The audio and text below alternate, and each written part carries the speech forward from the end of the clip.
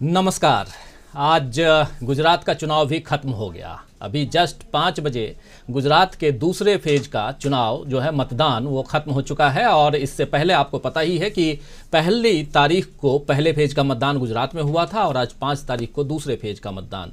पहली तारीख को 89 सीटों पर गुजरात में मतदान हुए थे और आज 93 सीट्स पर यानी 93 सीटों पर। इस प्रकार गुजरात के 182 जो कुल सीटें वहाँ हैं उसके लिए अब जनता ने अपना वोट दे दिया है और बारी अब है अनुमान लगाने का, एग्जिट पोल का। और दूसरी तरफ बारी ये है कि 8 तारीख तक हम इंतज़ार करें एग्जैक्ट पोल का, यानी कि रिजल्ट का इंतज़ार करना होगा कि आखिर क्या मत था, जनता ने क्या चाहा था। लेकिन इससे पहले 12 नवंबर को हिमाचल प्रदेश जो पहाड़ी राज्य है वहाँ मतदान हुए थे, चुनाव संपन्न कराए गए थे एक फेज में। और हिमाचल प्रदेश में आपको पता ही है कि 68 सीटें हैं। इन 68 सीटों में से इस बार किसकी झोली में कितनी सीटें जाएंगी ये भी अभी हम इस एग्जिट पोल में आपको बताने वाले हैं। लेकिन पूरा रिजल्ट तो 8 तारीख को ही उसका भी पता चलेगा, यानी 8 तारीख का इंतज़ार सबको है। और उससे पहले 12 नवंबर से लेकर आज 8 तारीख तक, माफ़ करें आज 5 तारीख तक जिन लोगों ने इंतज़ार किया है कि आखिर क्या कुछ हो सकता है, उनके लिए हम पिटारा खोलने वाले हैं। इस कार्यक्रम में बहुत सारे साथी हमारे साथ जुड़े हुए हैं, उन सबसे भी आपका परिचय करवाऊंगा। लेकिन उससे पहले आपको बता दूं कि हिमाचल प्रदेश में कुल मतदाता 55,92,000 हैं। 55,92,000, छोटा स्टेट है। जबकि गुजरात में 4,90,00,000 मतदाता हैं। गुजरात में जहां लगभग 5 करोड़ मतदाता हैं तो वहीं 55,92,000 मतलब लगभग 56 लाख मतदाता जो हैं वो हिमाचल प्रदेश में हैं। छोटा राज्य है हिमाचल प्रदेश। पिछली बार हिमाचल प्रदेश 2017 में वहाँ की स्थिति क्या थी ये आप सबको अच्छी तरह से पता है, फिर भी बता दे रहा हूँ कि 68 सीटें जो हैं हिमाचल प्रदेश में, उन 68 सीटों में से पिछली दफ़ा 3 अलग अलग पार्ट में अगर इसको देखा जाए तो क्षेत्रवार हमने बांटा है। और ये स्क्रीन पे भी आप देख रहे हैं, शिमला है, मंडी है और कांगड़ा है। ये 3 राइट साइड में आप देख रहे होंगे अपने स्क्रीन पे, और लेफ़्ट साइड में हम गुजरात को ले रहे हैं।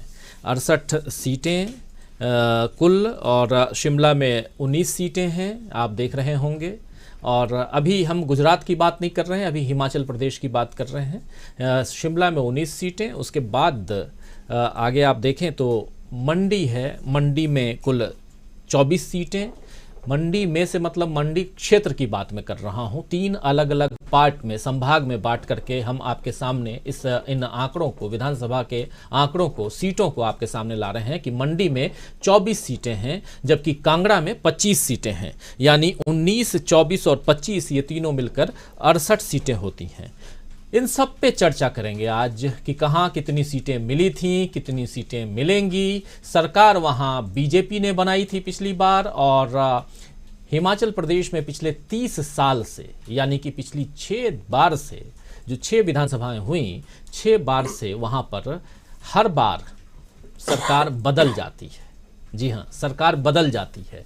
क्या इस बार भी वही रस्म अदायगी होगी, सरकार बदलने वाली, या कुछ और होगा? इसलिए कह रहा हूँ सवाल के साथ, क्योंकि उत्तराखंड में भी ऐसा ही होता था, नहीं हुआ।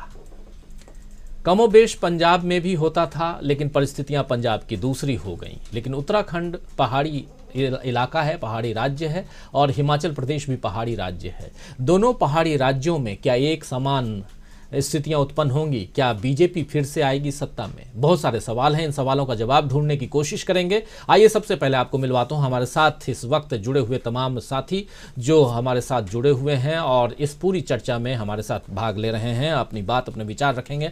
आप देखिए हमारे साथ इस वक्त 5 वरिष्ठ साथी जुड़े हुए हैं। प्रोफेसर अखिल स्वामी जी हैं पॉलिटिकल एनालिस्ट के रूप में।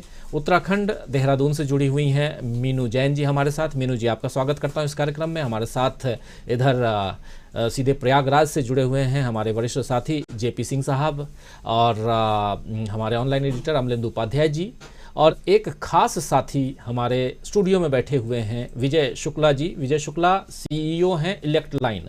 आप देख भी रहे होंगे इसी स्क्रीन पे नीचे राइट साइड में इलेक्ट लाइन का लोगो भी जा रहा है। जी हाँ, इलेक्ट लाइन वो सर्वे एजेंसी है जिसने इस पूरे एग्जिट पोल को का सर्वे किया है और इसके पूरे कर्ता धर्ता जो हैं विजय शुक्ला जी हैं। और विजय शुक्ला जी की एक खासियत ये है कि ये खुद अपनी टीम के साथ घूमते हैं। ये अपनी टीम से ज़्यादा खुद पे भरोसा करते हैं और आंखों देखी देखने समझने और वहाँ के लोगों के मिजाज को आंकने की कोशिश करते हैं। और लगातार हम लोग आज से नहीं बल्कि विजय जी, जहाँ तक मुझे याद आ रहा है कि दिल्ली का जो पहला चुनाव था उस समय से हम लोग एग्जिट पोल और ओपिनियन पोल लेके आ रहे हैं। इस बार हम लोग ओपिनियन पोल लेकर नहीं आए क्योंकि चुनाव आयोग ने पहले ओपिनियन पोल को लेकर के कुछ नोटिस जारी किए, उसके बाद में फिर हम लोगों ने भी तय कर लिया कि अब सीधे एग्जिट पोल की तरफ ही जाएंगे। और एक नोटिस हम लोगों को भी चुनाव आयोग की तरफ से सीधे भेजा गया था जिसमें कहा गया था कि इनके ऊपर एफआईआर दर्ज हो। तो वो कहानी भी कुछ और है, कभी बाद में उस पर भी चर्चा करेंगे। और डर कर नहीं बल्कि चुनाव आयोग की जो नियमावली है उनका सम्मान करते हुए हम लोग ओपिनियन पोल तो लेकर नहीं आए, लेकिन आज एग्जिट पोल आप लोगों के बीच लेकर आए हैं। सबसे पहले विजय जी आपके पास ही आना चाहता हूं और हिमाचल की बात से शुरुआत करना चाहता हूं। हिमाचल पैक हो गया था। हिमाचल में पूरा का पूरा चुनाव जो है वो खत्म हो गया था 12 तारीख को, और 12 तारीख से लेकर के आज 5 जब हम हिमाचल के बारे में कुछ चर्चा करने जा रहे हैं, और न सिर्फ अपना चैनल बल्कि कई सारे चैनल अपने अपने एग्जिट पोल के दरवाजे खोल चुके हैं। उनके स्क्रीन पर ऐसे ही अलग अलग राज्यों, 2 ही राज्य लेकिन अलग अलग विंडोज़ दिखाई दे रहे हैं जहां हम भी हैं।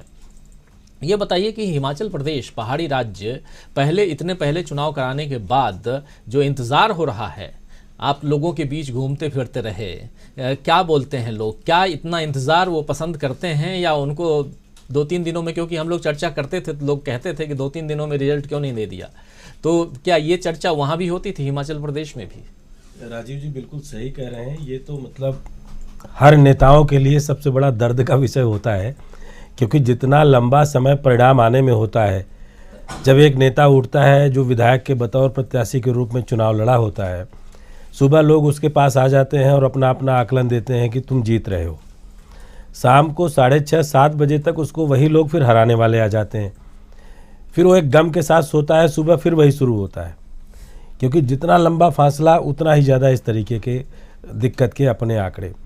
दूसरा, इस बीच हिमाचल पूरे टेंट लगा करके हर उस जगह पर बैठा रहा जहाँ पर स्ट्रांग रूम बने थे।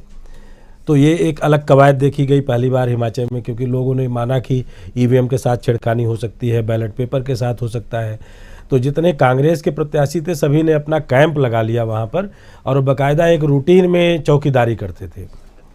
तो अगर सबका नारा सुने तो सबने इस तरीके से ठान लिया कि भाई मोदी जी ने बोला था कि मैं भी चौकीदार हूँ, तो अब सारे कार्यकर्ता चौकीदार बन करके अपने रिजल्ट को सुरक्षित रखने की बात करेंगे। क्योंकि पूरी लड़ाई हिमाचल में, जो आपने बताया कि हर 5 साल पे रिवाज वाला एक जो था, रिवाज बदलो इस बार नारा भी था ना शायद, तो पूरा हिमाचल सबसे पहले तो इस रिवाज शब्द पे ही आपत्ति जताता है। वो बोलता है कि रिवाज जो है हमारी देव संस्कृति का शब्द नहीं है। तो अब रिवाज बदलने और बचाने की पूरी लड़ाई कांग्रेस और भारतीय जनता पार्टी ने आपस में लड़ी।